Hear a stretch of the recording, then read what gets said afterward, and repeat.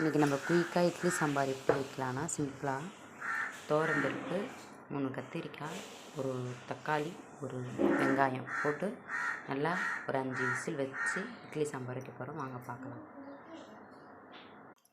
இதில் கத்திரிக்காய் துவரம்பருப்பு இருக்குது. இப்போ வெங்காயம் தக்காளி கட் பண்ணி வச்சிட்டோம். இதையும் போட்டுக்கலாம்.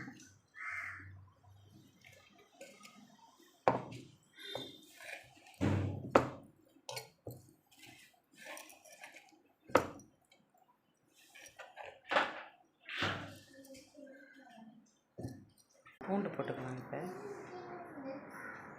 நம்ம காரத்துக்கு தகுந்த மாதிரி 3 பச்சை மிளகா, அப்புறம் கொஞ்சமாக மிளகாத்தூள்,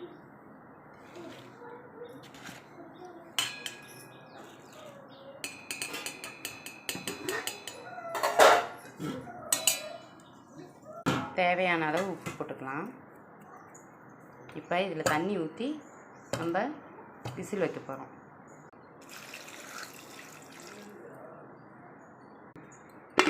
மூடிடலாம். இப்போ நம்ம அடுப்பில் ஏற்றியாச்சு குக்கரை.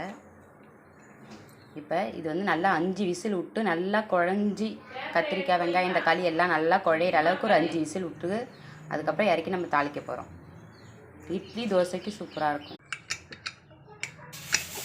குக்கரில் விசில் போயிடுச்சு. நல்லா மற்ற வடித்து நல்லா நம்ம கடைஞ்சிக்கலாம். அதுக்கப்புறம் கடைஞ்சிட்டு அதுக்கப்புறம் தாளிக்க வேண்டியதுதான். நல்லா மத்து வச்சு நல்லா கடைஞ்சாச்சு. இந்த அளவுக்கு நல்லா கடைஞ்சாச்சு. இப்போ அதில் இருந்த தண்ணியை ஊற்றிக்கலாம். நம்ம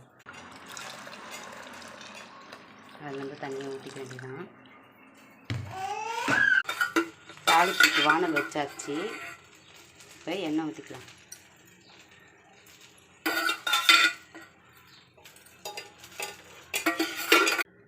தாளிப்புக்கு சின்ன ஜீரகம், பூண்டு வந்து நல்லா இடித்து வச்சுருக்கேன், கருவேப்பிலை, கொஞ்சோண்டு கடுகு போட்டு தாளிக்க வேண்டியதான். எண்ணெய் காஞ்சிச்சு, கடுகு போட்டுடலாம்.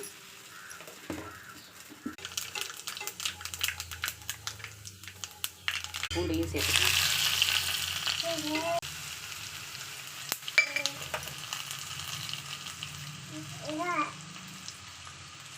நல்லா பொரிஞ்சிடுச்சு. இப்போ சாம்பாரில் எடுத்து ஊற்றிக்கலாம். இப்போ சாம்பார் இப்போ நம்மளுக்கு சாம்பார் ரெடி.